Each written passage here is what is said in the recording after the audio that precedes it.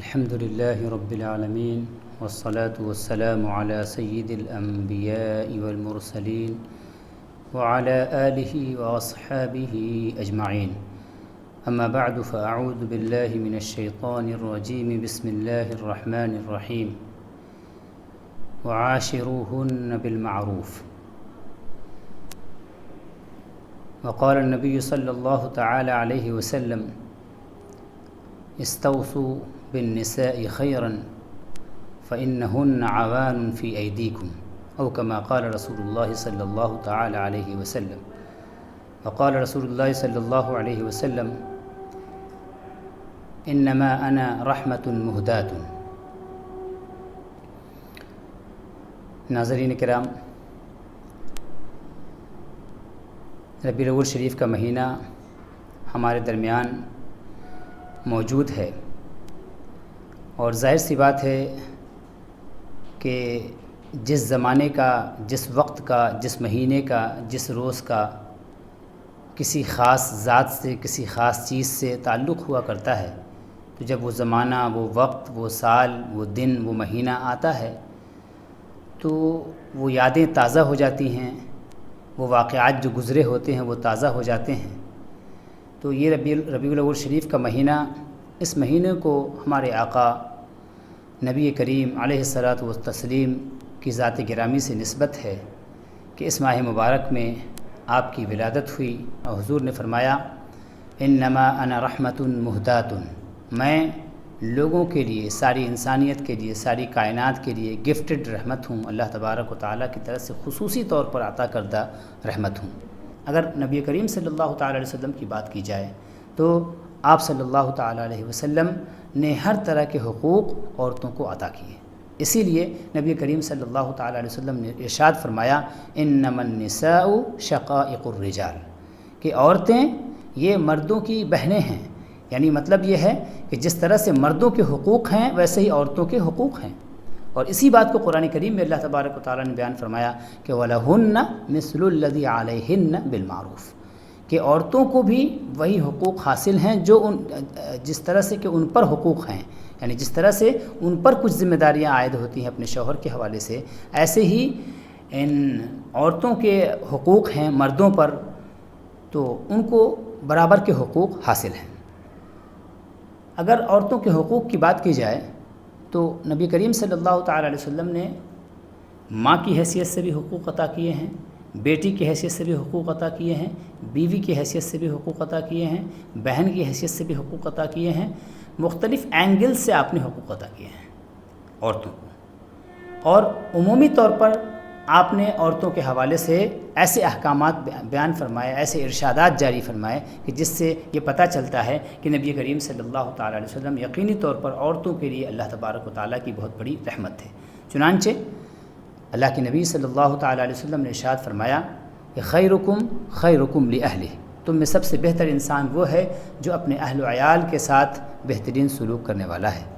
اور آگے فرمایا کہ وَأَنَا خَيْرُكُمْ لِأَهْلِي، اور میں تم میں سب سے بہتر سلوک کرنے والا ہوں اپنے پریوار کے ساتھ، اپنے گھر والوں کے ساتھ. ایک حدیث پاک میں اللہ کے نبی صلی اللہ تعالیٰ علیہ وسلم نے ارشاد فرمایا: استوصوا بالنساء خیرا، عورتوں کے ساتھ حسن سلوک کرو، عورتوں کے ساتھ اچھا معاملہ کرو، اس لیے کہ یہ عورتیں تمہارے ہاتھ میں، تمہارے ماتحت ہیں، تم ان کی کفالت کرتے ہو، تم ان کی دیکھ ریکھ کرتے ہو، ان کی خیرخواہی کرتے ہو. اگر تم ان کے ساتھ برائی کرو گے، اگر تم ان کے ساتھ برا سلوک کرو گے تو اللہ تبارک و تعالیٰ کی بارگاہ میں اس پر گرفت ہوگی. اور نبی کریم صلی اللہ تعالیٰ علیہ وسلم نے بیویوں کے حوالے سے فرمایا، عورتوں کے حوالے سے مطلقاً بلکہ فرمایا کہ ما اکرمہا الا کریم، کہ جو خود عزت دار ہوتا ہے وہی عورتوں کی عزت کرتا ہے، جو خود ریسپیکٹفل ہوتا ہے وہی عورتوں کا ریسپیکٹ کرتا ہے. وما اہانہا الا لئیم، اور عورتوں کی بے عزتی کون کرتا ہے، ان کا ڈس ریسپیکٹ کون کرتا ہے، وہی لوگ عورتوں کو ڈسگریس کرتے ہیں جو کہ خود کمینے ہوتے ہیں، خود ریسپیکٹفل نہیں ہوا کرتے ہیں. تو پتہ یہ چلا کہ نبی کریم صلی اللہ تعالیٰ علیہ وسلم نے اس بات کا حکم دیا ہے کہ ہم عورتوں کا ریسپیکٹ کریں، عورتوں کو اس کے جو حقوق ہیں وہ حقوق دیں اور ان کے ساتھ اچھائی کے ساتھ پیش آئیں. اگر ہم ماں کی حیثیت سے بات کرتے ہیں تو ظاہر سی بات ہے ہم سب نے مشہور حدیث سنی ہوگی کہ نبی کریم صلی اللہ تعالیٰ علیہ وسلم کی بارگاہ میں ایک صحابی نے پوچھا کہ یا رسول اللہ میرے حسن سلوک، میرے بیٹر ٹریٹمنٹ، بیسٹ ٹریٹمنٹ کے سب سے زیادہ حقدار کون ہیں؟ تو حضور نے 3 مرتبہ ماں کا ذکر فرمایا اور اس کے بعد چوتھی مرتبہ والد کا ذکر کیا، باپ کا ذکر کیا۔ ایسے ہی اگر بہن کی بات کی جائے تو نبی کریم صلی اللہ تعالیٰ علیہ وسلم کے پاس جب آپ کی رضائی بہن حضرت شیمہ تشریف لاتی تھیں تو آپ ان کے لیے اٹھ کے کھڑے ہو جاتے تھے اور ان کے لیے چادر بچھایا کرتے تھے رسپیکٹ میں ان کی۔ اور نبی کریم صلی اللہ تعالیٰ علیہ وسلم وہ دین لے کر کے آئے کہ جس دین میں باضابطہ عورتوں کو میراث میں حصہ دیا گیا، باپ کی جائیداد میں حصہ دیا گیا اور اس کے علاوہ مختلف اینگل سے حصہ دیا گیا۔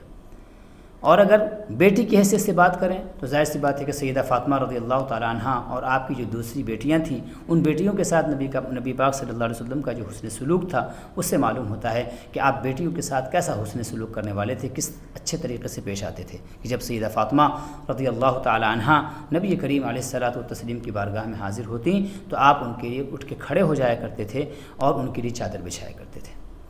اور ایسے ہی بیوی کی حیثیت سے اگر بات کی جائے تو نبی کریم صلی اللہ تعالیٰ علیہ وسلم اپنے ازواج کے ساتھ، تمام ازواج کے ساتھ بہترین سلوک کرنے والے تھے اور سب سے بہترین شوہر تھے۔ آپ اتنے مصروف انسان، اتنے بزی، آپ کی شخصیت اتنی بزی، اتنی مصروف، اتنی آپ کی لائف شیڈولڈ، لیکن اس کے باوجود آپ اپنے گھر والوں کے لیے وقت نکالتے تھے۔ چنانچہ احادیث بتاتی ہیں کہ آپ کی بہت ساری بیویاں تھیں، تو بہت ساری بیویاں ہونے کے باوجود اور سب کی باریاں الگ الگ متعین تھیں، سب کا وقت الگ الگ متعین تھا ہفتے میں، لیکن اس کے باوجود ایسا نہیں ہے کہ آپ روزانہ سب سے ملاقاتیں نہیں کرتے تھے۔ اتنے بزی ہونے کے باوجود صحابہ کرام کو وقت دیا کرتے تھے، عامۃ الناس کو وقت دیا کرتے تھے، عام لوگوں کو وقت دیا کرتے تھے۔ اس کے باوجود آپ روزانہ ہر اپنے ازواج میں سے ہر زوجہ کے گھر صبح میں تشریف لے جاتے اور شام کو تشریف لے جاتے، صبح کے وقت بھی جاتے اور شام کے وقت بھی جاتے، صبح کے وقت جاتے اور سلام کرتے۔ نماز فجر کے بعد آپ کا یہ معمول تھا کہ ہر زوجہ کے گھر پر دستک دیتے اور ان کو سلام کرتے اور ان کی خیریت پوچھتے۔ اس کے علاوہ شام کو بھی آپ جاتے، ان کو سلام کرتے، ان کی خیریت پوچھتے اور ان کا حال دریافت کرتے تھے۔ تو سوچیں کہ آپ جو ہے کس اچھے ٹریٹمنٹ کے ساتھ اپنے ازواج کے ساتھ پیش آتے تھے کہ اتنے بزی شیڈول ہونے کے باوجود آپ ملاقات سب سے ضرور کرتے، سلام ضرور کرتے، اور اس کے بعد پھر جس کا خاص وقت ہوتا ان کے ہاں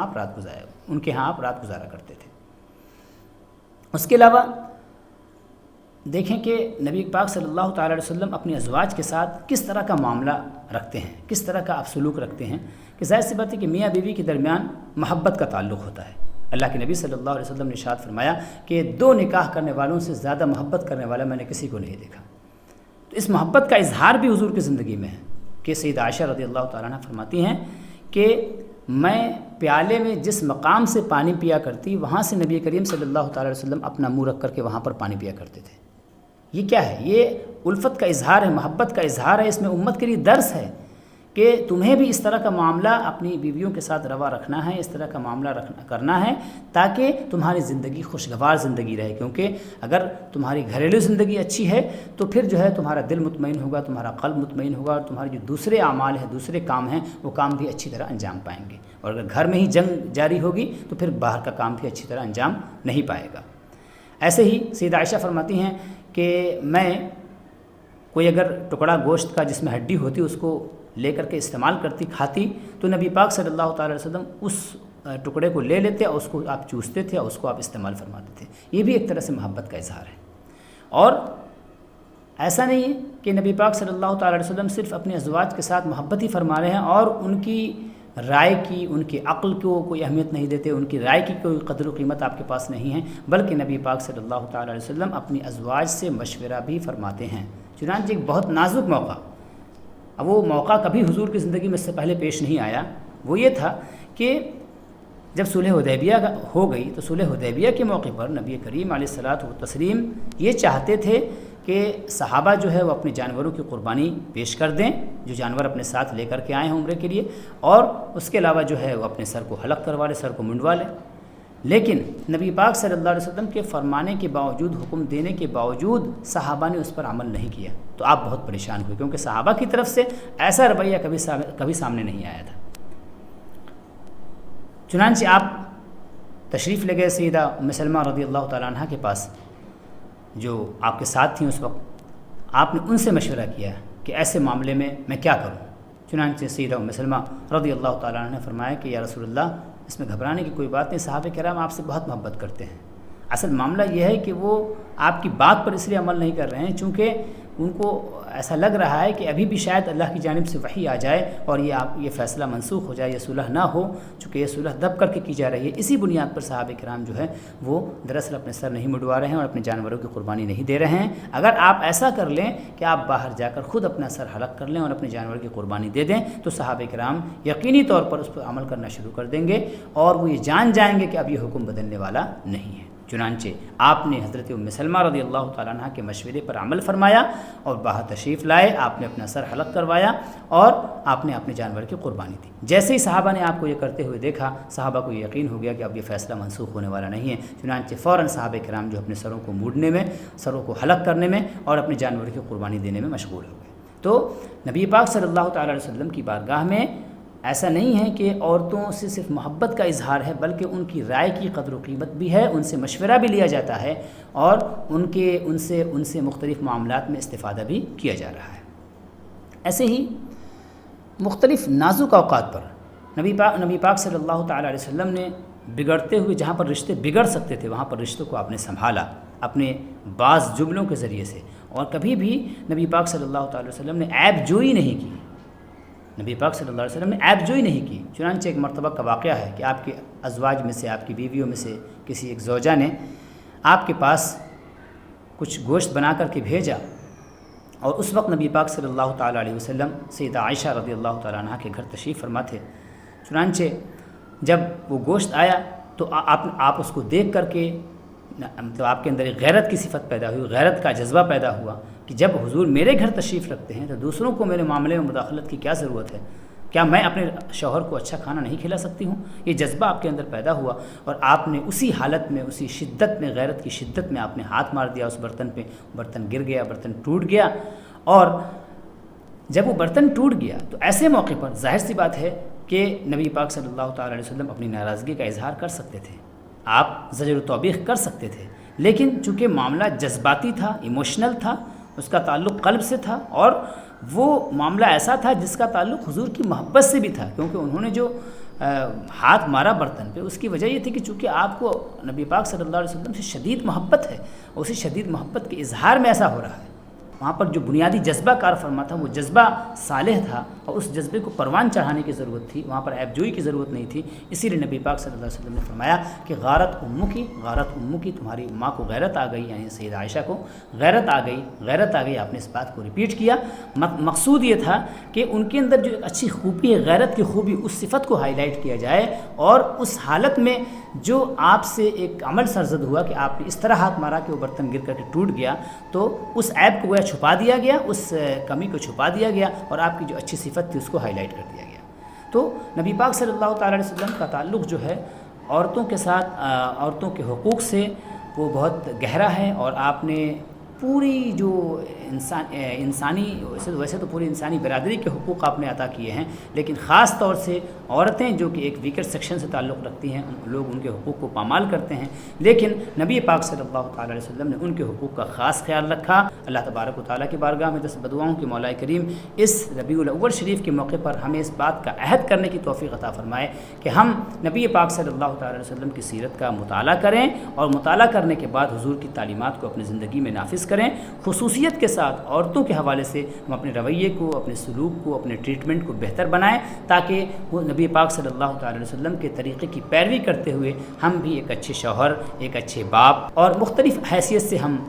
ایک انسان کے طور پر سامنے آ سکیں۔ وصلی اللہ تعالی علی خیر خلقہ سیدنا و مولانا محمد و آلہ و اصحابہ اجمعین برحمتک یا ارحم الراحمین۔